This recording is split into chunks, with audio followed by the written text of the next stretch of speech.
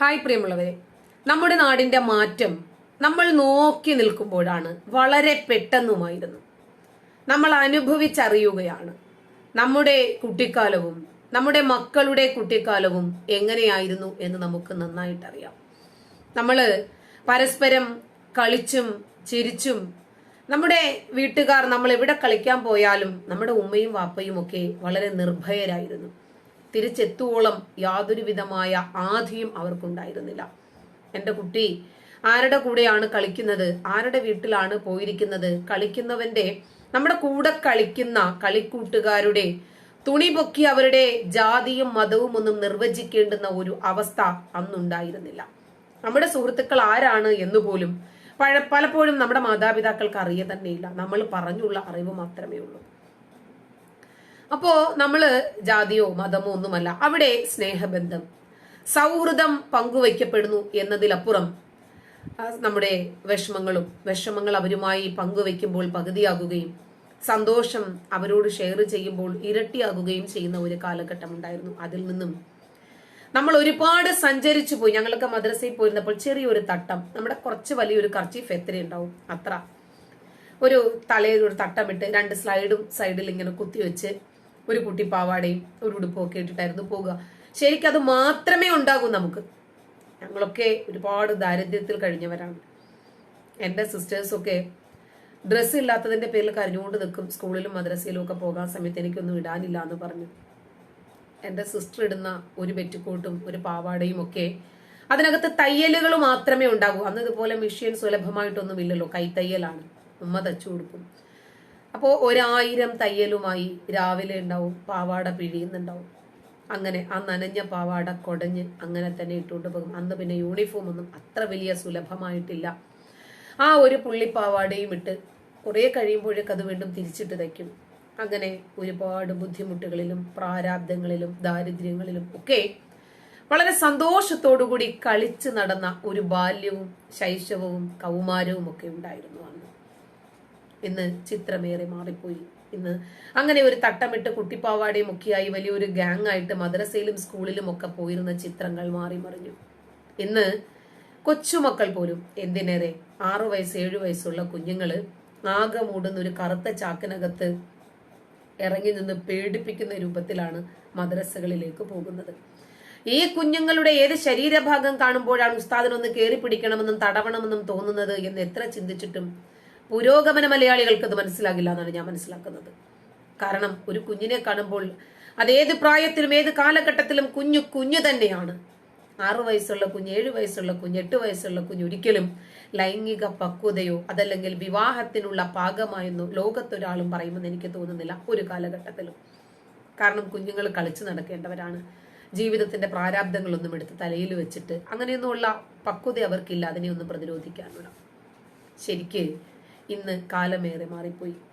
ഇന്ന് കണ്ണിനകത്ത് ലെൻസ് ഇടണോ നെറ്റ് ഇടണോ എന്നുള്ള ചർച്ചകളാണ് നടന്നുകൊണ്ടിരിക്കുന്നത്. പെണ്ണ് പുറത്തിറങ്ങണ്ട.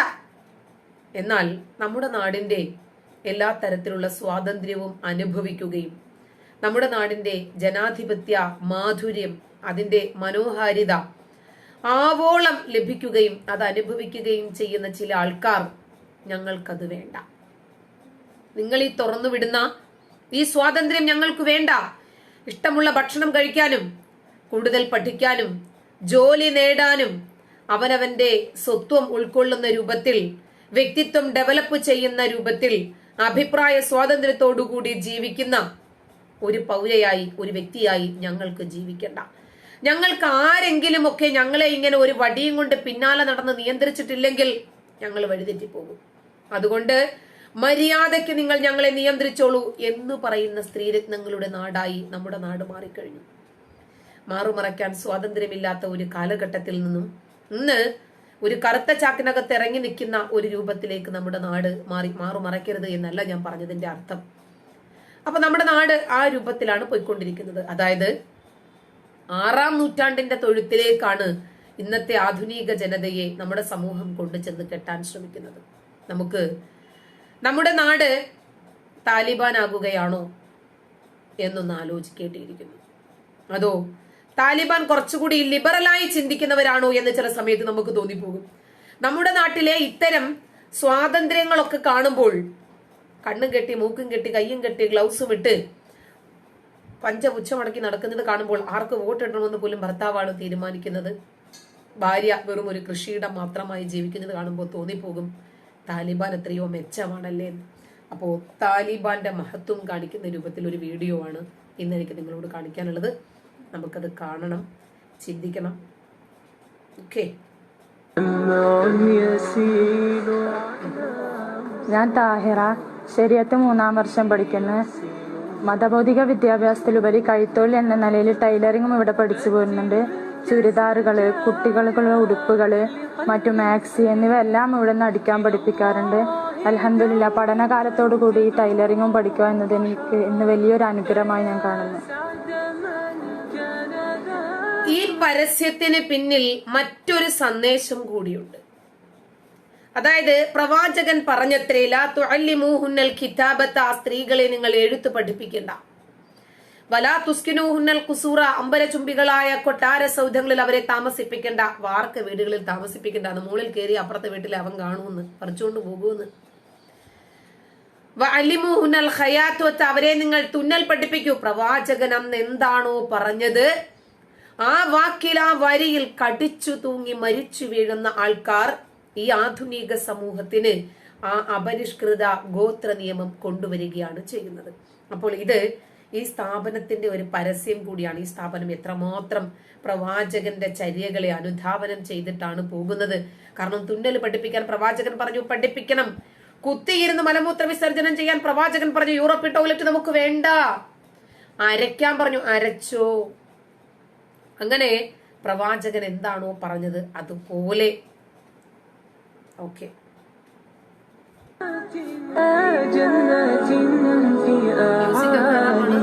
മ്യൂസിക്കിന് കുഴപ്പമുണ്ടാവില്ല. കാരണം ഇവരുടെ മ്യൂസിക് ആ മ്യൂസിക് അല്ലല്ലോ. ഓരോരുത്തരും അധികം നമ്മളോട് പറയും ഭയങ്കരമായിട്ടുള്ള പരസ്യമാണ്. ഒരു വലിയ ഭാഗ്യമായി ഞാൻ കരുതുന്നു.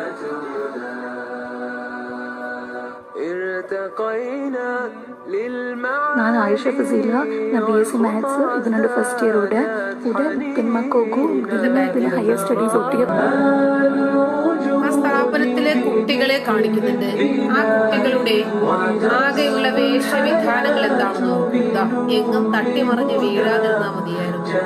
രാത്രിയും പകലും തിരിച്ചറിയാൻ പറ്റും. It's me Khadija Shimahat. I am from Mangalore, Karnataka. I am studying in Shariat batch. It's my second year in Al-Banat. I got lot of experiences and opportunities in different platforms in this institution. This institution played a major role in my life. We get spiritual as well as worldly knowledges from different scholars in this institution. The aim of this institution is to bring Mar'atus Salihah. Alhamdulillah, I would like to thank Allah for giving me a golden opportunity to study in this institution.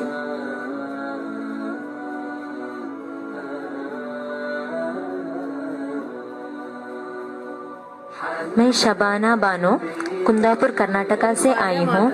4 साल से यहाँ पढ़ाई कर रही हूँ। अल्लाह के लिए लाख लाख शुक्र जिसने मुझे यहाँ पढ़ने के लिए मौका दिया। ഞാൻ ആമിന, കൊല്ലമാണ് എൻ്റെ പ്രദേശം. BA സോഷ്യോളജി സെക്കൻഡ് ഇയറിന് പഠിക്കുന്നു. 4 വർഷമായി ഞാൻ ബനാത്തിലാണ് പഠിക്കുന്നത്. മതഭൗതിക വിദ്യാഭ്യാസം ഒരുമിച്ച് ലഭിക്കുക എന്നത് ബനാത്തിന്റെ എടുത്തു പറയേണ്ട ഒരു പ്രത്യേകതയാണ്. ആവശ്യമായ ഫെസിലിറ്റീസും പരിശീലനങ്ങളും ബനാത്തിൽ നിന്നും ലഭിക്കുന്നുണ്ട്. അൽഹംദുലില്ലാ, ബനാത്തിൽ പഠിക്കാൻ കഴിഞ്ഞത് എൻ്റെ ജീവിതത്തിൽ ഒരു വലിയ ഭാഗ്യമായി ഞാൻ കരുതുന്നു. പറഞ്ഞു പഠിപ്പിച്ചതാണെന്ന് പറയില്ല, ആരെങ്കിലും ട്യൂഷൻ കൊടുത്ത് എഴുതി പഠിപ്പിച്ചതാണെന്ന് കേട്ടാ പറയില്ല. ನಾನು ಆಯುಷಾ ಫಜೀಲ, ನಾನು BSc ಮ್ಯಾಥ್ಸ್, ಇದು ನನ್ನ ಫಸ್ಟ್ ಇಯರ್. ಕೂಡ ಹೆಣ್ಮಕ್ಕಳಿಗೂ പിന്നെ ഹയർ സ്റ്റഡീസ് ഒട്ടിಗೆ പഠിക്കുകയെങ്കിൽ ഇതൊരു ബെസ്റ്റ് ഇൻസ്റ്റിറ്റ്യൂഷൻസ് ಅಂತ ನಕ್ಕು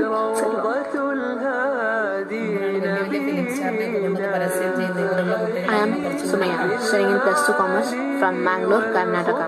As a commerce student, we get both knowledges. They prepare us for both exams, for Dunya and Akhir.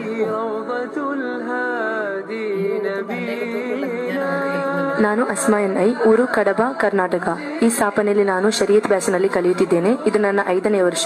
ಈ 5 ವರ್ಷದಲ್ಲಿ ನನ್ನ ಅನುಭವ, ಇದೊಂದು ಸ್ತ್ರೀಗಳಿಗೆ ಉತ್ತಮ ಕಾಲೇಜ್ ಆಗಿದೆ. ಪರಪುರುಷರೊಂದಿಗೆ ಬೆರೆಯದೆ ಸ್ತ್ರೀಗಳಿಗೆ ಮಾತ್ರ ಮತ ಭೌತಿಕ 2 ವಿದ್ಯಾಭ್ಯಾಸವನ್ನು ನೀಡುತ್ತಿದ್ದಾರೆ. ಕಲಿಕೆಗೆ ಮಾತ್ರವಲ್ಲದೆ ಎಲ್ಲಾ ದೀನಿ ಕಾರ್ಯಗಳಿಗೂ ಒಳ್ಳೆಯ ಪ್ರೋತ್ಸಾಹವನ್ನು ನೀಡುತ್ತಿದ್ದಾರೆ. ಸ್ತ್ರೀಗಳಿಗೆ ಇದೊಂದು ಉತ್ತಮ ಮಾರ್ಗದರ್ಶಿಯಾಗಿದೆ. ಈ ಒಂದು ಉತ್ತಮ ಅವಕಾಶವನ್ನು ನನಗೆ ನೀಡಿದ ಅಲ್ಲಾಹನಿಗೆ ಸ್ತುತಿ. ಅಲ್ಹಮ್ದುಲಿಲ್ಲಾ.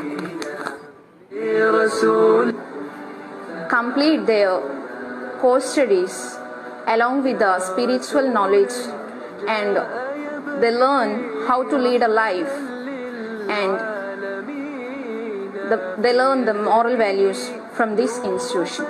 ചിട്ടയാർന്ന ഇസ്ലാമിക കർമ്മങ്ങളിലൂടെയുള്ള പരിശീലനം നൽകി പാരമ്പര്യ ആത്മീയ സദസ്സിലൂടെ ബുർധയും മാലമൗലിദുകളും ആത്മീയ സദസ്സുകളും അൽബനാത്ത് ഹോസ്റ്റലിന്റെ പ്രത്യേകതയാണ്. സുമനസ്സുകളുടെ തലോടലും നാട്ടുകാരുടെ കരുതലും പ്രാസ്ഥാനിക ബന്ധുക്കളുടെ നിസ്വാർത്ഥ സഹകരണവുമാണ് പിന്നീട്. അതായത് മാല മൗലൂദുകൾ ഇപ്പം ഇവർക്ക് ഭൗതിക വിദ്യാഭ്യാസം നൽകുന്നുണ്ട്, ആത്മീയ വിദ്യാഭ്യാസം നൽകുന്നുണ്ട്, അതിലുപരി അവരെ ഒരു കൈത്തൊഴിൽ കൂടി പഠിപ്പിക്കുന്നുണ്ട്. നമ്മുടെ ഗാന്ധിജി പറഞ്ഞതുപോലെ വേലയിൽ വിളയുന്ന വിദ്യാഭ്യാസമാണല്ലോ. അപ്പോ അവര് പഠിച്ചിറങ്ങുമ്പോഴേക്ക് അവർ സ്വയം പര്യാപ്തരാകണമെങ്കിൽ അവരെ ഒരു കൈത്തൊഴിൽ കൂടി പഠിപ്പിക്കണം എന്നത് ഗാന്ധിജിയുടെ പ്രസ്താവനയായിരുന്നു, അദ്ദേഹത്തിന്റെ ആഗ്രഹമായിരുന്നു. അതുപോലെ കൈത്തൊഴിൽ പഠിപ്പിക്കുന്നതോടൊപ്പം തന്നെ പ്രവാചകനെ കുറിച്ച് എഴുതിയ പ്രകീർത്തനങ്ങൾ, പ്രവാചകൻ കണ്ടിട്ടില്ല, കേട്ടിട്ടില്ല, പ്രവാചകനെയും കണ്ടിട്ടില്ലാത്ത ആൾക്കാരാണ് ഇത് എഴുതിയതൊക്കെ. അത് എഴുതി വരുമ്പോഴേക്ക്, ഇത് വായിച്ചു വരുമ്പോഴേക്ക് അള്ളാഹുവിനേക്കാൾ മഹത്വം പ്രവാചകനാണ് കൽപ്പിക്കപ്പെടുന്നത്. അങ്ങനെ അതൊക്കെ അവിടെ പഠിപ്പിക്കുന്നുണ്ട് എന്ന് പറയുമ്പോൾ തന്നെ ആ സ്ഥാപനത്തിന്റെ പ്രത്യേകതകൾ എന്താണെന്ന് അറിയാം. കണ്ടില്ലേ, കണ്ണിന്റെ ഇവിടെ ഒരു വര മാത്രമാണ് ആ തുണിയുടെ പുറത്തുകൂടി ഉള്ളത്. ഇതുകൊണ്ട് എന്താണ് സംഭവിക്കുന്നത് എന്ന് മനസ്സിലാകുന്നേയില്ല. ഈ കുട്ടികൾ എന്ത് തരത്തിലുള്ള പുരോഗമനമാണ് നമ്മുടെ സമൂഹത്തിന് കാഴ്ചവെക്കാൻ പോകുന്നത്? വിദ്യാഭ്യാസം നേടുന്നുണ്ട്, പക്ഷേ ഈ വിദ്യാഭ്യാസം കൊണ്ട് അവരുടെ വ്യക്തി ജീവിതത്തിൽ എന്തെങ്കിലും തരത്തിൽ ഉതകുമോ എന്നത് കണ്ടറിയണം. സമൂഹത്തിനോ കുടുംബത്തിനോ എന്തെങ്കിലും തരത്തിലുള്ള ഒരു പുരോഗമനം ഇവരെ കൊണ്ടുണ്ടാകുമോ എന്നറിയില്ല. എന്ത് തന്നെ ആയാലും താലിബാനിലല്ല, ഇന്ത്യയിലുണ്ട് എന്ന് നമുക്ക് വ്യക്തമാക്കി തരുന്നു. താമസിയാതെ ഈ താലിബാൻ കേരളത്തിലും വരും. അപ്പൊ നമുക്ക് കാണാമേ. നന്ദി.